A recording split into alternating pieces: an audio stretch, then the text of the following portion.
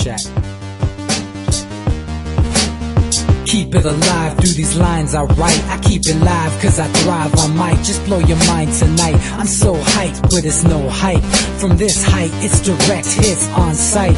I'm your type, lend me your ears to show you that there's something in me. I'm not giving up, I'm standing right here, holding these days hostage. And I'll make this my year. We turning fear into love, and the love's in the air. I love doing this cause nothing compares. Nothing can share that same type of feeling when you feeling them flares. They can't catch it, it's havoc. I rip to a tear, switch a scenario. My stereos, I leave them impaired. Variables start to change and they're all in my range. I just gotta grab it, it's all mathematics. Every step is drastic, I make it fantastic. I'm trying to take your breath away. Asthmatic. This is live through the stereo. Go and let it blow, blow through the stereo. I'ma let them know through the stereo.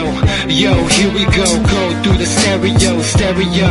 This is live through the stereo. Go and let it blow, blow through the stereo. I'ma let them know through the stereo. Yo, here we go through the stereo, stereo. Yeah, just nod your head with it, so explicit and vivid. Every image is intricate, intimate. I put my all into it, no scrimmage and no rules. I'm a pro tool, hear my heartbeat, beat into the vocals. I'm so loco, lost my mind, oh no. It's ponderoso, dope, so no overdose, cause it's dope, yo. Man, this is house grown, mixed with some milestones. So I let the style flow down like the Dow Jones, bringing it with some foul tones, letting the crowd know we getting loud, so it's eardrum rudiments. Yeah, we bring it rude again. Move, little hooligan. Music for tuning in, full time to the 10. I'm on my clock like I told you. I'm doing this for dreams we pursuing. Hey everybody, welcome back to the Anti-Media Radio, once again with your host, Nick Burnaby, here on UCY.TV every Monday, Wednesday, and Friday. Make sure you guys join us Friday with our other host, Levon, and she talks about a little bit of different stuff other than what me and DB talk about. And I'm joined by my co-host, DB Schwartz. How's it going, man? Hey, doing good, Nick. Doing good. Cool, man. So we got some stuff to cover. Make sure you guys check out the site. It's back up and running, and it's faster than ever, and it's able to take the traffic finally. So the site's back. The writers are getting back in, and should be flowing, man. We got a lot of work to do. We got to try to put the brakes on this whole Ukrainian escalation. I mean, that's definitely our number one priority. Well, yeah. I was going to say the brakes seem like they're pumping already because we're going to give them Crimea. We're just going to give them it because we can't afford it. It's just simply not worth it. We're going to get a little slice of the West, I guess. They're going to become part of the EU or whatever. Some little Western Ukrainian province is going to break off. The Ukraine will be about half its size or something like that. But we're amassing a lot of assets, and so are they, and it's like saber rattling to the extreme. So I don't think anything happens, because if it does, it'll escalate to a proxy war, and that'll, bring in everybody. Yeah, man, unfortunately, this whole thing is starting to look a lot like a combination between how World War I and World War II started, and unfortunately it's that same area, Eastern Europe. World War I started down in Serbia, and it's where you got this powder keg where you always have this civil unrest. That area's had civil unrest for the past 100 years. It's just one of those. It's just what happens in that area. That's how the culture is, I guess. I don't know exactly what it is, but that it tends to happen a lot down there. Maybe it's just that we're over there trying to destabilize it or whatever. Right. And obviously the Russians are trying to assert their, they have their reasons to be there as well. Right. So it's really a bad situation for the people on the ground, and of course the banking, the Western banking establishment already moved into the new government. They are the new government basically. Right. And then you got the Russian oil people and the Russian military that's trying to flex its might. You got the Russian military industrial complex in play. Right. And they actually, they're equivalent to it, basically is on the warpath. Like they're saying, what better way to bring Ukraine, all of it, back into the fold? Let's just basically show them who's boss. Let's see where the West will actually draw a line in the sand and then take it back. Because for most of the last 800 years, the Ukraine has been Russia. I mean, it's Russian by ethnicity, 60%.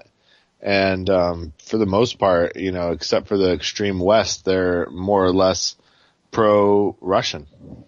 Yep. That's what they identify with. They could never really see themselves as being Europeans. You know what I mean?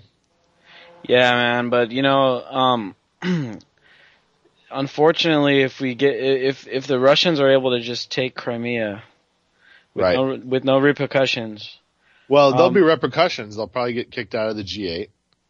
You know what I mean? They're gonna lose some kind of economic power, but it won't be much. They're sitting on a gold mine, and now when they take Crimea, which is the oil fields, basically the rich part of it, it's not the cropland, but it's the mineral wealth. And it only strengthens their hold on Odessa and that Black Sea port. So, you know, this is it's a coup for them. What it tells me is that they're not really even all that behind us, maybe, as far as their real military capability. You know what I mean? Yeah, I mean, there's no telling. They probably have black ops just like we do. Mm-hmm, exactly. You know, a lot of black budget stuff that we just don't know about. Yeah, well, I'm sure we do know about it, and I'm sure that they don't want to tangle with them, just like none of the three superpowers want to tangle with each other. They do it covertly, and a proxy war would be very just deadly. It'd be bad. All the big toys would come out, you know what I mean? Yeah, man, and I just don't think that the Ukrainians are up for it.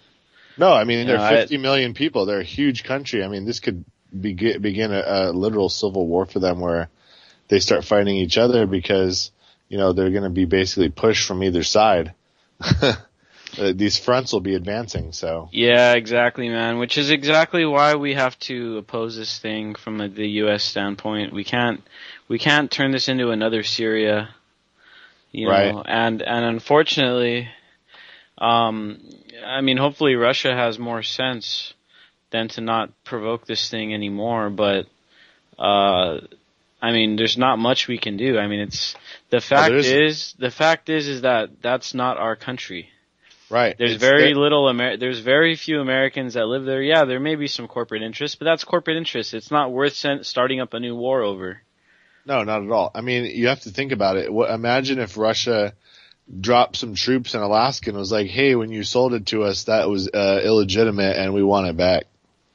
I mean, that's the equivalent that's going on right now, an insurrection within basically what was their client state. In other words, it was their puppet state or a part of, you know, the Russian sphere. Just as much as Alaska is a frontier state of ours, you know what I mean? So you can't just kick out a prime minister, throw in a Goldman Sachs banker and expect everything to just smooth over. Yeah, exactly, man. I mean, it's like they want it to not work out.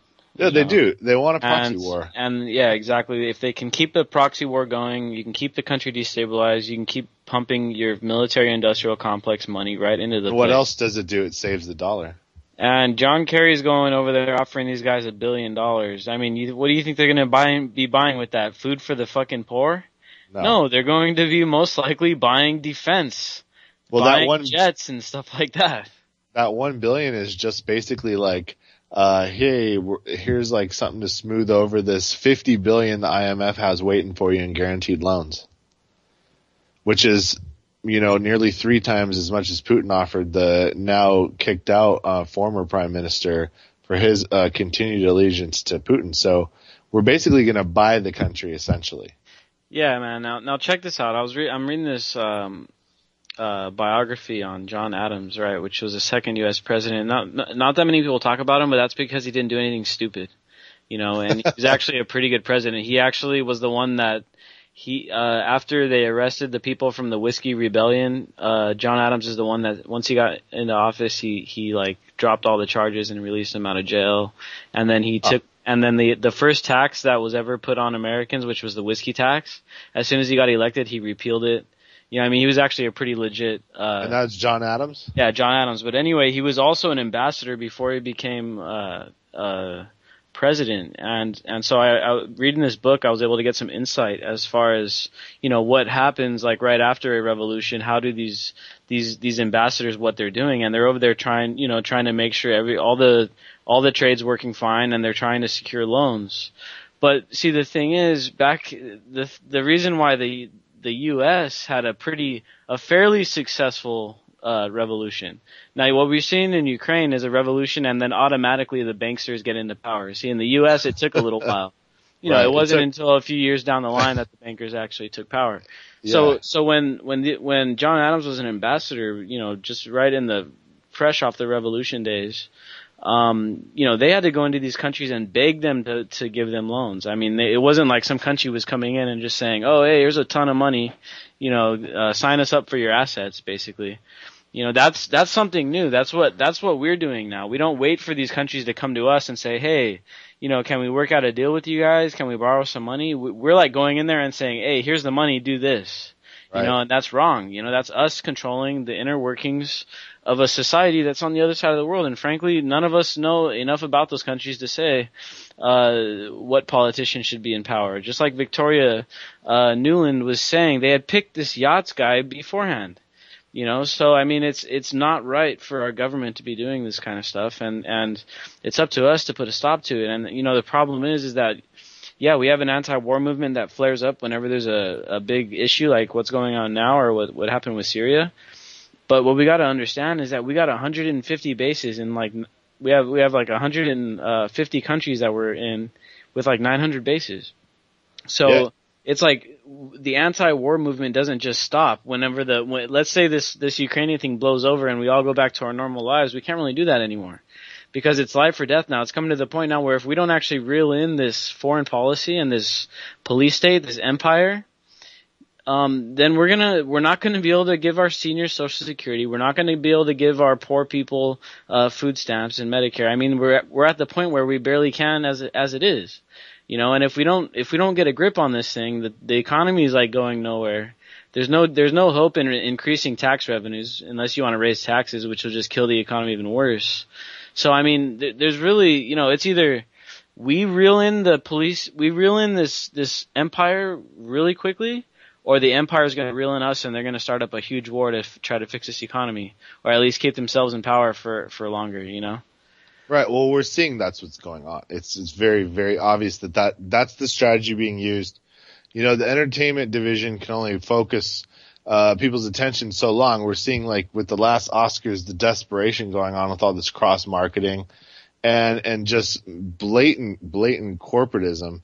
They know they're losing grip on a lot of the younger people now because of the internet that they originally thought they'd be able to use to control, and it worked in the opposite way, because it gave them access to everything. So that's what's going on, man. The only way you can keep in power now would be to either implode the economy deliberately, which even if they think they're prepared for that, it's still going to be chaotic. Or what's even more controlling and more profitable is to start another series of prolonged proxy wars with other superpowers that always stalemate. We can never fight anybody directly because that's the end of the world. Yeah, I mean, the weapons are just too powerful now, and so we see Russia test this ICBM missile or whatever, and apparently it was planned out beforehand, but it's just coincidental. It's just coincidental that it happens now. I mean, it's almost like this whole thing is just all pre-orchestrated and pre-planned, and we're all, I mean, I don't want to say one way or another, but it almost seems like we're all falling for this whole theater, basically, where we're thinking that Russia is actually the enemy, and it's all mostly just brainwash, you know. Well, and think of it, anybody that grew up in the 80s, or anybody that was around during the 80s, you know, all that propaganda, all those, like, in school, they would have you doing nuclear drills and stuff. Right, duck and cover. Yeah, and people that watched a lot of TV around those times, man, they have some very, very deep programming. You know, and if they invoke this old boogeyman, which is Russia, the red threat, the communist threat. I mean, there's just so much propaganda going around there that it can get people emotional pretty quickly. And people that would normally think like, okay, well, no, let's not repeat Iraq, or let's not repeat, Syria. Right. They may get so scared that they're like, oh, just, we gotta stop this thing at all costs, Right. So, that's what I'm really worried about right now. What I'm really worried about right now is that because people are waking up, that at a certain point in the future, and it may be soon, we're all going to realize what's going on and tell the government to stop, and they're not going to. Yeah, you know what I mean? Yeah, man. I think we're at that point right now. And that's why we always say that there's such a time constraint on this thing, because as of right, I mean, at this point, if enough people realize, okay, this has got to stop. Fortunately right now there's still a lot of people that work within these bureaucracies and within the military and stuff that are good, that are decent people. They may be misled. They may be keeping a lid on it, though. All they're doing, sorry to interrupt you, Nick. All they're doing is just keeping a lid on what eventually they're going to they're gutting the military as we speak. They're cutting 70,000 people out of the military, including 8,000 Marines, which they basically never ever cut because they're our premier elite fighting units. And obviously they're going more autonomous. They're going to have more and more and more drones and more. And they're going to have less and less human beings making these decisions. And it's happening in real time right now because they know they don't have a lot of time. They know that they can't really get a World War III type situation sold to the American public anymore. And they're going to just have to unleash these fleets of drones and Black Ops type stuff. And it's going to be just pandemonium. And they're not going to stop even if we say to stop. They're just not. This machine is now at this point just amok. It's running amok. It's autonomous. We couldn't possibly stop it without physically stopping it. Do you know what I mean? It's really come to that crazy point. But I've been watching a lot of stuff today about even news anchors and other networks that are not American basically saying, listen, this machine that's starting to get going, this war machine, if it gets going in the Ukraine, it won't stop. It's just going to continue going and going and going. Yeah, man, I really don't want to see what could happen in Ukraine because that's a big country. That's a lot of people. 50 million people. It's a very, very rich minerals, very, very rich farmland. I mean, it's a vital interest there economically. So they're not going to give it up. Yeah, man. I just hope that the people there are able to maintain independence, man, at least what as much as they can. It's clear that in the East, the Russians are going, if anything ever goes against what they want, they're going to flex. And then you got the people in the West trying to get the banking cartels into Ukraine to, take over the banking sector and rob everybody out of their earnings. And then you got the Russians, which are actually trying to go and control the physical assets. They want to control the pipelines. They want to do all that stuff. And then, you got these Goldman Sachs guys trying to come in the back end. And I mean, that's just a double whammy of like, that sucks for you guys. That sucks for Ukraine. The people are going to get absolutely screwed. They're going to get screwed by the banking sector and they're going to get screwed by big oil from the Russian side. So, it's that we got to figure out a way to get a stop to all this meddling. And this meddling that always ends up backfiring and creating blowback, which in the end I think is actually what is actually wanted by these guys because the military-industrial complex loves blowback. Every time they get blowback, they get an opportunity to make more jets and more helicopters and more bombs. And it ties into what's called a prime objective that all of the three big superpowers are following now. And what's going on is they're trying to spread their tentacles in different directions. Basically, they're picking a different way to stranglehold the world in different ways. China wants the economy and Russia will take the mineral resources basically because of, the vast amounts they have. And we're going to use our military. And it seems like those are the things being flexed. And it's a game. And it's to see which one of those three ideologies, superpowers, basically cults of humanity is going to win out and basically become the dominant power structure of the entire globe. It's just three racing to the top now, and everybody else is kind of a stepping stone. Yeah, and it's unfortunately the Ukraine is in the steppes too. It is. It's on the door. The Eurasian steppes, you know. Yeah, it's the doormat of Russia. I mean, they would never allow Ukraine to fall into hands. It's pretty close to Moscow. Yeah, I think Russia was trying. I mean, the Nazis tried to go in through that way, partially. Yeah, it didn't work well. So you know what I mean. So now to add into this whole theater, we have Abby Martin.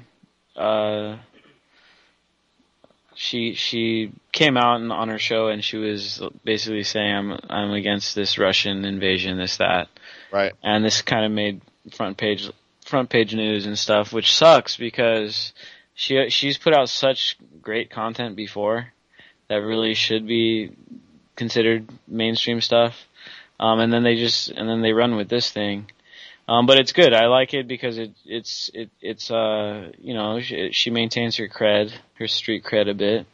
Now we got this other RT reporter quitting, and this one seemed a bit more like fake and kind of, I don't know, it was like kind of staged. It seemed like, but you know, she came out and she's like, I'm quitting because I love America basically, and you know, I don't want to be the one that's whitewashing the Russian, you know, news and making it seem like it's that the Russians aren't invading Ukraine and stuff. Right. So, but my question is, where are all these American reporters that are going to come out and be like, I'm tired of towing the line for the White House. I'm tired of working for the military industrial complex. I quit. I mean, right. Where are these people, man? Is it just going to be this one person on this Russian channel? I mean, where are the American journalists that are going to make a scene, that are going to say, you know what? I'm sick and tired of towing the establishment line. I'm tired of supporting all these wars. I'm tired of covering for all the bankers. You know, that's what we need, man. That's what Amber Lyon did, and look at all the controversy she started up. You know, that was huge, and we need more of that. Right. So Liz Wall resigned she resigned on air supposedly, and then they went to commercial break, which kind of is theatrical in itself that it was allowed to go to completion without them cutting her off, because it's kind of embarrassing, right? You wouldn't think a network would allow it, but apparently that's part of being an objective journalist, is that you allow the real truth to come out even if it hurts you. And RT says we are objective, even though the Kremlin pays us, they don't tell us what to do at all. Well, that may be true and all, but I mean, still, with Abby Martin's thing, it makes a lot of sense because, like, she even argued for herself, and then Greenwald did. She's always been anti-war, and it's an easy stance to take, and it's the right one to take. Always just be anti-war. Why would you ever be pro-war ever? That's the stupidest stance you could ever take. John McCain's the only one that would do something like that. Which makes no sense because he was a pal, and I heard they called him Songbird McCain too because he talked so much, because they tortured him so much. So why would he want to put other people into that position? Is he so completely destroyed mentally that he can't distinguish between what he's ordering other people to go through what he did? Does he feel it's so patriotic to throw your life away into these needless conflicts? So, yeah, man, it's if we were to ever really go into a real war, we would have a draft. Like, do people not understand that? Like, then I'd like to see your patriotism when you're ordered to fight Russia and China, because you know they'll get into it. I mean, they're just on the back doorstep waiting. They're waiting. Yeah, man. Unfortunately, everybody gets that letter in the mail. You know, right when you turn 18, you get that letter. Hey, if you don't sign this and send it back within this amount of time, you're going to go to jail, buddy. And guess what? We all signed that voluntary. I mean, why do they even send a contract? I don't get why they even it's like they send it and they threaten you with jail time if you don't sign it. Why do they even send it? Why don't they just assume that you agree? Well, because they need, exactly. They need a binding contract. You know, I don't know, man. At least they reserve some decency for us. Part of being an employee when you're born in a company, that's just the truth of it, is your ID number already has certain contracts established and tied to it. I mean, so you can either accept what's given or find a new country, I guess. I don't even know how that would work. Where would you be in jail indefinitely if you didn't sign the selective service agreement? I mean, we say that we're a country against slavery, right? But the selective service is definitely slavery. You know, Well, what's there's going to no ifs, happen? ands, or but. The draft is a slavery. What's going to happen to the homeless who have no work and no income when Obamacare comes knocking with their bill next year, with no address, by the way? So how would they find them? I have no idea, but I can only assume every single Social Security number will have a policy, mandatory policy, unchecked by it, and then that bill will go out. And then whenever these guys ever go in for anything and need a service, it's going to have Obamacare there, and they're going to go off to jail with you, buddy. Yeah, man, They'll be like, sweet, I got a place to stay, but actually, no, you're just going to make toys for Walmart. Yeah, they're basically criminalizing homelessness with Obamacare now. Absolutely. How could it not be? Because, that's what's going to you're going to have to be completely off grid and hope you never get picked up. If something happened to you and you got pulled into, like an emergency room or something, and they'll probably be able to get your social somehow or some way to identify you, and then your Obamacare bills due. I wrote this article last night about what it is we should be doing about the Ukrainian crisis, and I think I talked about it. We already talked a lot about what I wrote in the article. But one thing that I wanted to bring up here was tax protests, man, and this is something that we haven't done in a long time. And I don't know, it's been a while since there was a successful tax protest, but we can just start opting out every chance we get out of using the monetary system, and then at the very least using cash and not using these cards. Right. And only shop at the very most you're shopping at small local business, and then ideally you're bartering for everything that you need. See, that would work perfectly if we the people of the corporation of the American states would get together and say no property tax ever, and we own the land rights, because then you could buy a home after you've sweated and toiled in the system and inside the grid and done your due diligence and said, I no longer wish to be a slave to this grid anymore. I want to purchase this home, put enough renewable energy sources on it to be off grid and just live my life away from all of this garbage. Yeah, I mean, you almost do it. You could almost do it now, except for the fact that every year there's going to be a Mr. Taxman coming around. And they'll eminent domain you in a second. Yeah, and then you don't pay your taxes for like 6 months or a year or whatever it is. Then guess what? Your property is now it's become property of the government. And they'll take it at any time they want. Even if it's on an Indian reservation, they can still, under federal jurisdiction, come up with eminent domain. They do have to pay fair market value, but so what?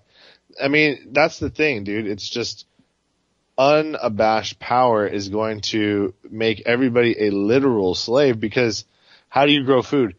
If something were to happen where there's no shipments of food, can you eat? And then if you don't have money, can you eat and drink? I mean, like, all these basic things can't be met without being tied into this thing. And what's to say you don't have a skill ever, or can't ever get a skill that's in demand, or a robot keeps taking all the jobs everyone has? I mean, where is it going to end?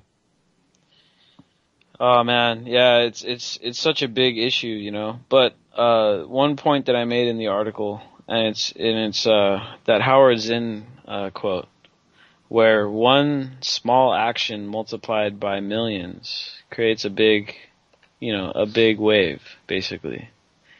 And if we all start thinking, alternative currency, avoiding taxes at all chances possible, now we can start making a big dent if a lot of people got onto this idea, and if we were able to make a Twitter storm to kick this thing off, you know what I mean? Tax protest or whatever, hashtag.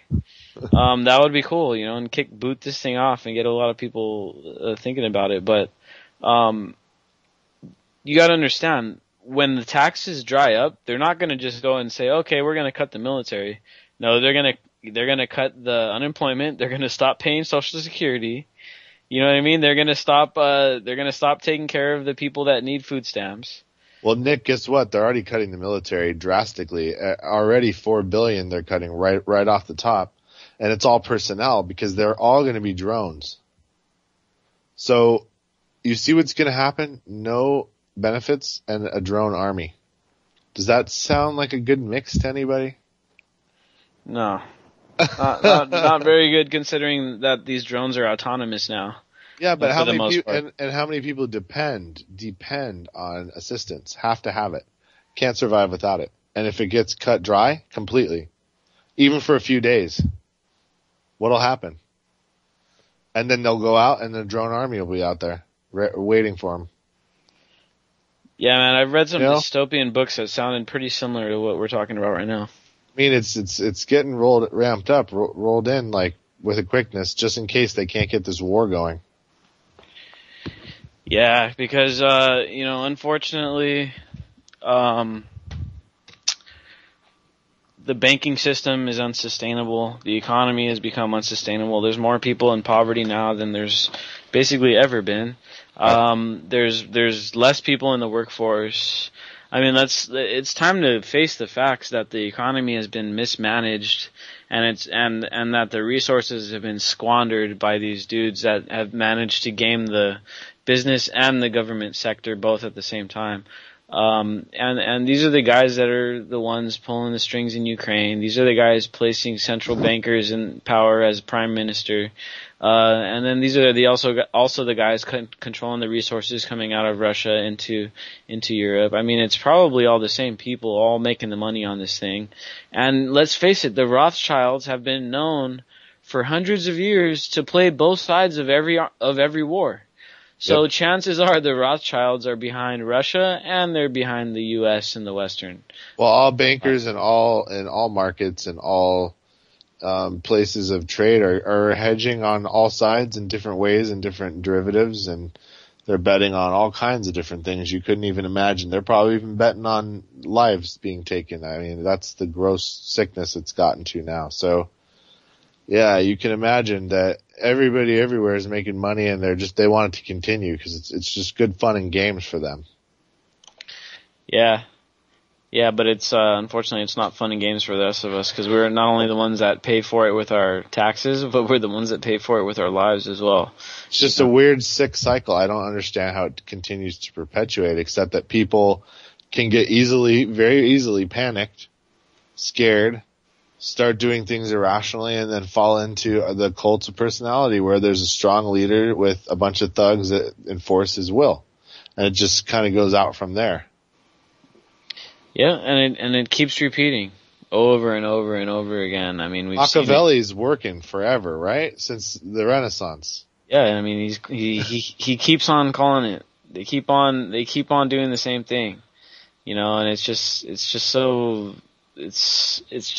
so redundant, man. And you would think that the human race after all this trial and error would realize it and would figure it out eventually. And we always like to say the global consciousness shift will come, right? We keep waiting for it to come, and the people in charge obviously feel it coming because they're clamping down hard as they can get away with. But now it's a race. How many people are waking up to really what's going on, number one. Number two, thinking about life after these systems fail for them because they're going to be failed on purpose to try to make a panic. And we got to get, past that point before they're allowed to kind of ease that in on us, where people will get, as sustainable and as self-sufficient as they can. And then they don't really have much power left over us except just outright violence. And that would be just idiotic of them. Yeah, I mean, it's really going to come down to us, I guess, and like we talked about, we got to rebuild our local economies, man. And I think there's nothing really more important than that, is rebuilding our local economies. I posted an article today, on the anti-media, the one I was talking about what we should be doing about the Ukraine. But there's a link in there. You guys could check it out. It's on the anti-media under foreign policy, theantimedia.org. But it talks about creating your own local currency, and it's really not that hard to do. So we can really start decentralizing the currency, and I guess that's the main problem. It's not, I mean, even you can have a local currency that is fiat, And obviously it wouldn't be the greatest currency, but at least it wouldn't be a centralized, currency that ran the whole world that can do so much damage with just a few stupid moves. So we're talking about Dago coin? Yeah, basically. Hell yeah. That's one of the best. That's better than as long as it's attached to property, like real valued property in San Diego County. Heck yeah. That'd be pretty legit, right? Yeah, because it's never going to go down. So, any way that we can opt out of the system. And now, like I was saying earlier, the first thing that's going to be cut is the welfare and the care for the old people. And they're going to say, well, you guys don't want to, I can picture Obama saying it now. These people don't want to pay their taxes? Well, unfortunately, I'm not going to be able to send Social Security checks out this month. And so that's the big thing that we need to remember is that if we start doing this thing, if we start thinking about trying to really opt out of the system, the first priority besides establishing the counter economy is taking care of the people that need help. And every single person that's able-bodied, every person that has that's able to carry a job and that is able to, help people should, rather than paying the bureaucracy to do it where they squander your money and then most of the money ends up turning into blood money. Instead of paying them, why not just take 2 hours out a week to help other people or a couple bucks out a day to help people, that need help. And that's the way we have to do it, where every person has to turn around and realize, look, if we really want to get rid of this cancer on our society, which basically is government, then every single one of us is going to have to be a lot more responsible about everything around us and make sure that, if we're not going to have an EPA to protect the environment, guess what? That's on us. Every person has to protect their own environment. You know what I'm saying? Like, we need to fill those roles if we ever want to actually get rid of the government. Yep, I mean, as much as possible to the point where they don't even compete anymore with us because it's too expensive for them to do it. And we just do it better. And that's really the only way you can truly privatize. But I don't know. We're going to have to open things back up as far as for small businesses because they're squeezing it out with all these crazy, and it's all Obamacare, just spearheading it again. Where basically now if you have over 30 employees, you get categorized as a corp, which you're going to compete with businesses with 10,000, 20, 30, 40,000 employees. You can't compete with those rates that you're going to get on things like healthcare and even your own insurance rates because you just don't have the group power. So it's just craziness how they're trying to stack up someone with 30 employees against a massive Fortune 500 just to tip the scales to the point now where you can't have a mid-level business even or even a city business. You can only have like a microcosm business now. Yeah, man. I mean, it's really going to put the damp on all the innovation too, unfortunately. Well, they don't care about that because they only care about what they can patent. They don't want all these ideas floating around out there and people with free tech. I mean, that they hate that more than anything. They only want the top guys that in their judgment went through their training at their universities and is already indoctrinated. And then they pay them really undervalued, but the guys are still happy to be making $200 a year even though they're making $50 million a year in patents. And that's the reality of it. Well, if we're able to go off grid with our currency, I think we can kind of go into these unofficial corporations where it's not even a government sanctioned corporation. We're not saying, hey, recognize us as this corporation. We're doing it like however we want to do it. We go into a voluntary agreement to form companies and then we go completely alternative currency so that we don't have to pay any taxes. Yeah, I would love for that to happen. If somebody could get a house that would just kind of allow you to live an on-grid lifestyle off-grid and make food on it, well, then you have already that first original template of somebody that doesn't have to go to work, doesn't really have to do anything but make enough money to pay the property tax. But we need to work on repealing that because it's so, illogical to have a property tax. You can never really own where you live. Doesn't make any sense. We need to get rid of the property tax and then take as much of the federal lands as we can and give it to the people that are most exploited by the system. Sure. I mean, a lot of them are in the boonies in the middle of nowhere, but they'll still have a plot of land. Hey man, everyone will get at least 5 acres. That's Depending, true. you know, and if you want to go farther out into the boonies, you'll get more land. But if you want to come closer into the cities, for instance, if you wanted a place in San Diego, like right by the bay, you know, of course you're not going to get 5 acres. You're going to get like a quarter acre.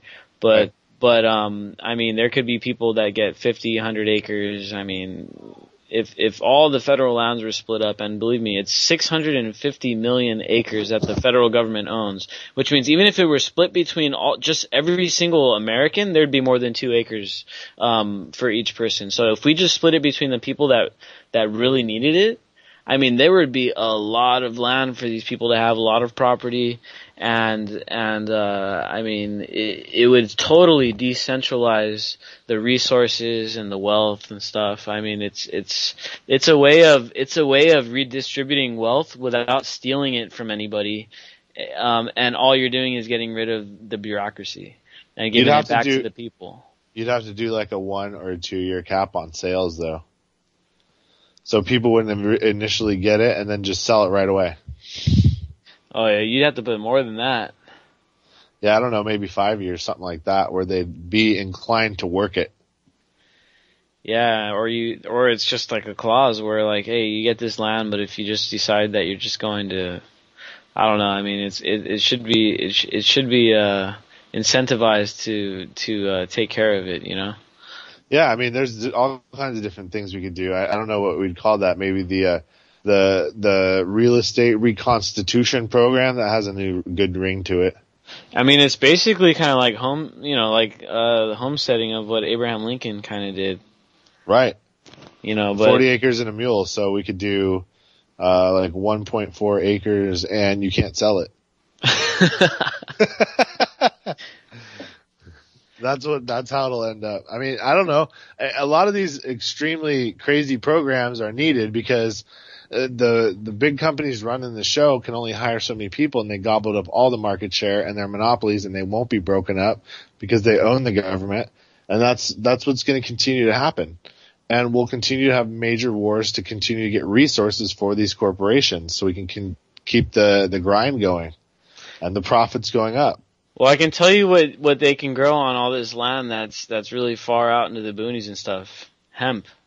Oh yeah, you can grow hemp anywhere. Just look, anyone that gets a huge chunk of land, throw hemp on that, and boom, dude, you got wealth. You got a family that goes from being in poverty to having 5, 8, 10 acres of hemp, and they're doing like pretty well. You know what I mean? Yes. So I mean, I really think there's potential to the idea. I mean, it's going to be tough to convince enough people to like go along. I mean, of course, we're never going to be able to convince a majority to go along with it. Why? But, I mean, in Utah, where you have some of the most conservative and kind of hard-headed people in a lot of ways, they convinced them to give free homes to the homeless, right? Free. So what would be so hard to convince the people of this country that instead of a rampant homeless population and all the accompanying bad things about having that, give these guys these pretty nice sized plots out in the middle of wherever and a little bit of seed startup, and they won't be back in there. They'll make their own way in life. They just don't want to be part of the system. Let them, make their own way.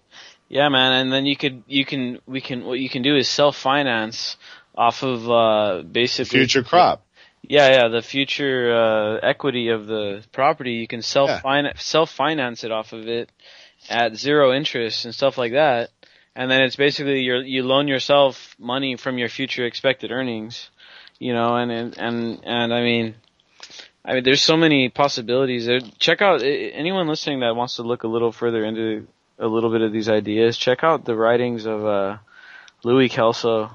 And there's a book called The Capitalist Manifesto, which is pretty cool, and it talks about a completely different type of a different way of thinking about like capital and the way people how it should be distributed correctly so that the majority of people have like a higher standard of living and a higher investment return and less workload really. And then Bucky Fuller, the futurist, goes into, these expected times where people don't have to work. And we've talked about this before, this futurism stuff, where eventually we have the technology and the ideas where people don't even have to do physical labor anymore. The only physical labor that you do would be voluntary if you're like working out, or if you just would rather do physical labor. And eventually, if we're able to get these systems correct, where it's no longer corporate exploitation, but broad and widespread ownership of capital and property, then we can really push human civilization to the limits, man. Like to the best limits, to the Enlightenment. There are no limits because we have imagination. So it's only a matter of time before we make what we can imagine into a physical reality. So we don't have limits. We've been held back by a privileged, select, small group of elites. And the time, the precipice where people figure it out, that time is upon them again. And I believe that many times in the past they've, basically self-destructed much of the earth to prevent losing power, so to speak. And then there's a lot of historical credence for that notion that many times in the past there have been similar buildups to this, similar technology levels, similar societies and structures and ways of thinking, and that in the end, the very elite few that had been elite for so long and now were no longer needed. When people are at an age of reason, in an age of post-scarcity where honestly we don't have to do these tough menial jobs, we can all get higher educations if we have the potential. They're unnecessary now, and they know it. And the best way to make them useful again is to have a crisis. That's it. A crisis, and then an expenditure of resources, and by resources I'm not just talking about oil and steel and stuff like that, but think about the intellectual resources that are wasted in warfare. Yeah. They spend all these scientists and all these people are tasked with creating weapons and ways of destroying things instead of ways of building things and ways of improving our technology, our space travel, and things like that.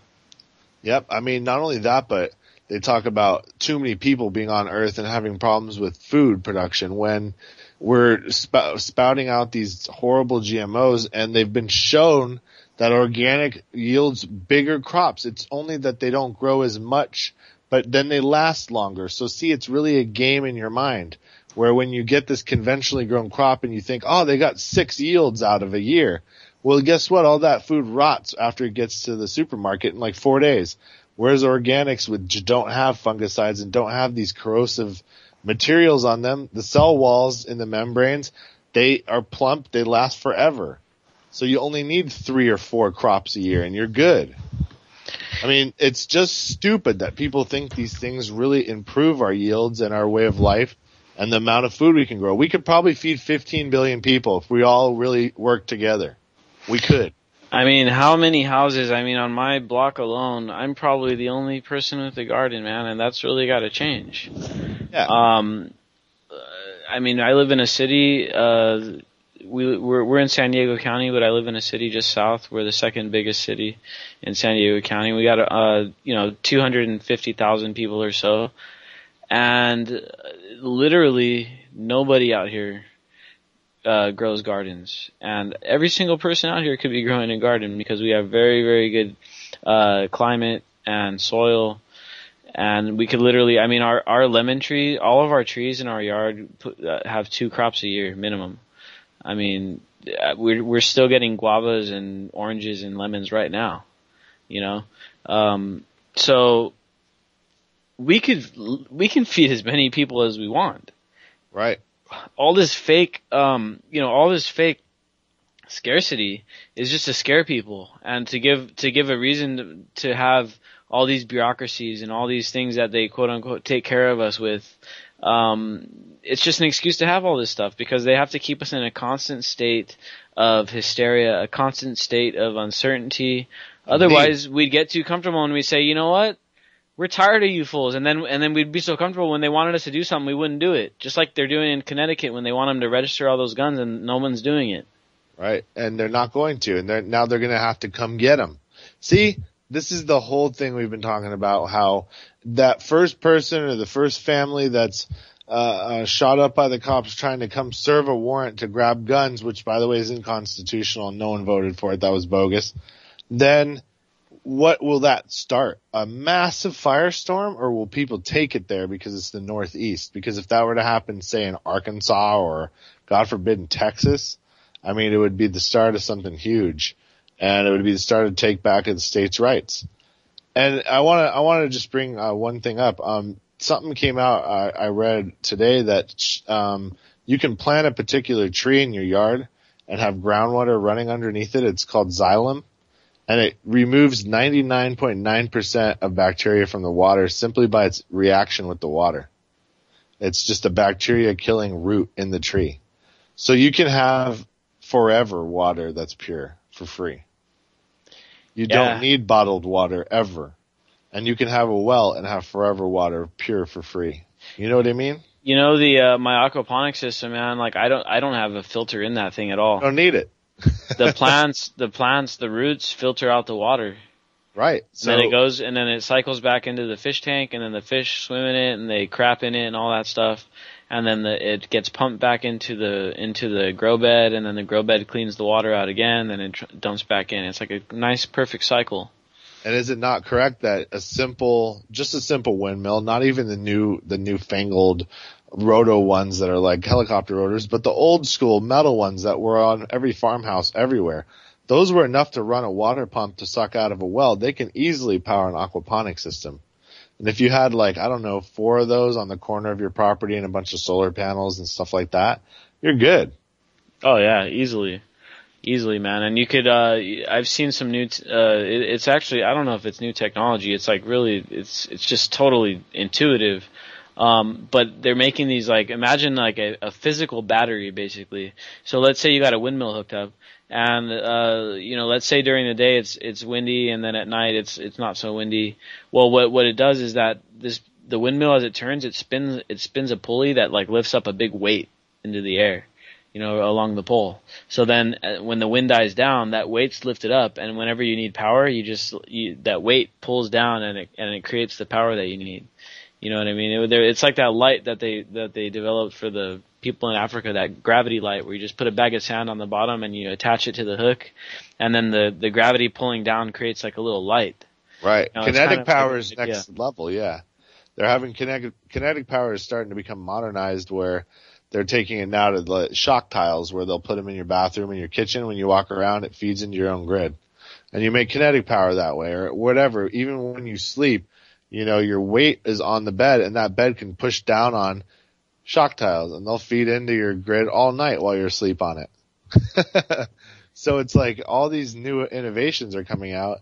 And, wasn't there a guy that grew 1 million pounds of food on an acre using compost for heating in the dead of winter in Michigan? Yeah, it was like 3 acres or something. Yeah, it was something insane. Now, you don't even really need to have anything but compost just to heat your home, if you have to. So you're not going to take this massive drop in lifestyle if you are very intelligent about using what scientific method can provide you. You don't need to buy into these companies doing the job for you if you don't want to. Yeah, they have these wooden, basically like a compost pile, but they make them out of wood. There's a certain way of doing it. And when you make one of these piles, it's good for about 6 months or so. But it'll generate heat at about 120 degrees. And wow. What you do is you have it on the outside of your house, and you run your pipes through it. And so your pipes go in like a what's it called, a spiral through the wood pile. And what's happening is there's like a bacterial breakdown of the wood. The bacteria turns the wood into organic matter or whatever. Right. And the byproduct of that reaction is heat, and it's a lot of heat. It's like 120 degrees. So you just run your pipes right through it. And then you could run those pipes into your house for hot water. You could run them into like a radiator to create indoor heating. And you can use a bunch of natural things like compost to create heat. Don't need oil. No, we don't need oil. We don't need the natural gas. What we need is more solar technology. Oh, there's one thing I wanted to talk about. apparently IBM developed this they call it a concentration photovoltaic thermal system, and it's capable of concentrating the power of 2,000 suns. Apparently, they're even claiming to be able to concentrate energy safely up to 5,000 times. So, and it looks kind of like one of these light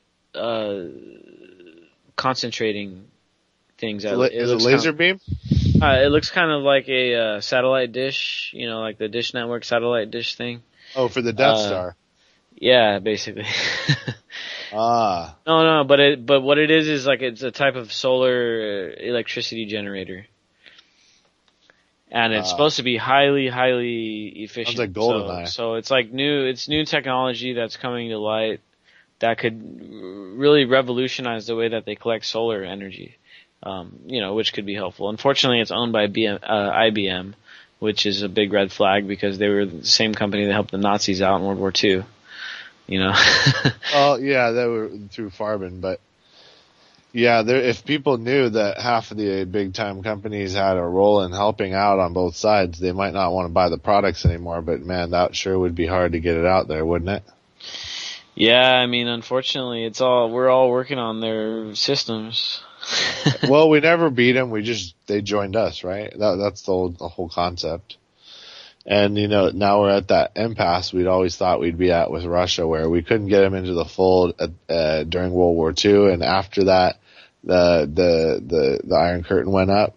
And then in 49, when they got their own nuke, it was like, basically a stone wall, Yeah, at that point they became untouchable. Exactly. And we've known that we can't fight them. That's why we've had all these little proxy wars, and neither side officially really admits that they're involved, but of course they are. And it's unfortunate, man. It's unfortunate that it's turned into this, and at the root of it all, it's this pyramid system, and it's here, it's in Russia, it's in Ukraine, it's in Africa, it's everywhere.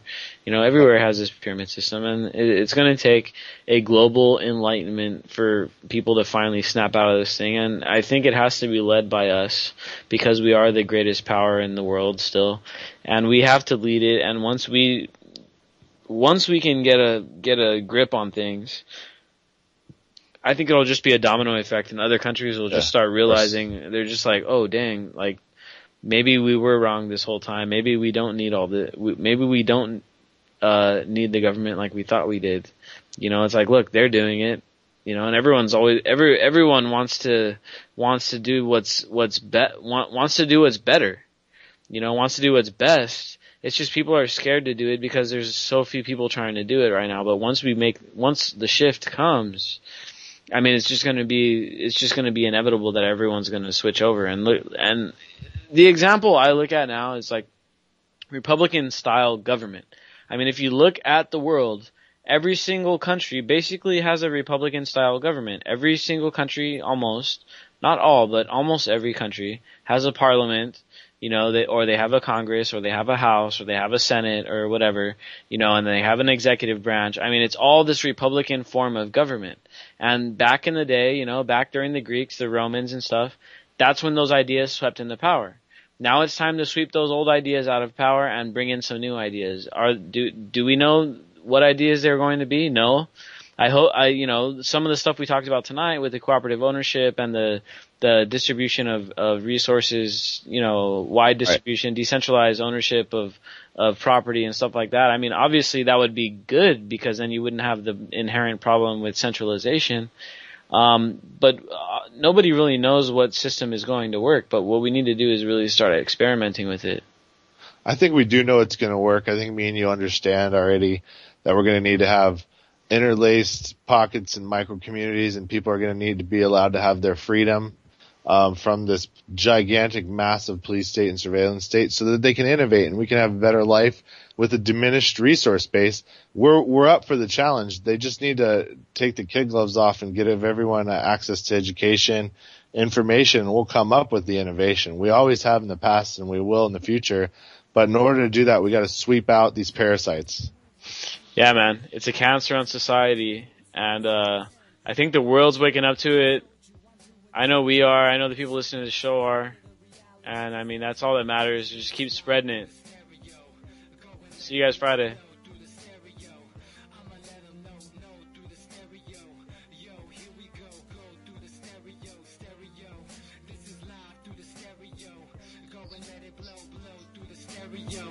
I'ma let them know through the stereo.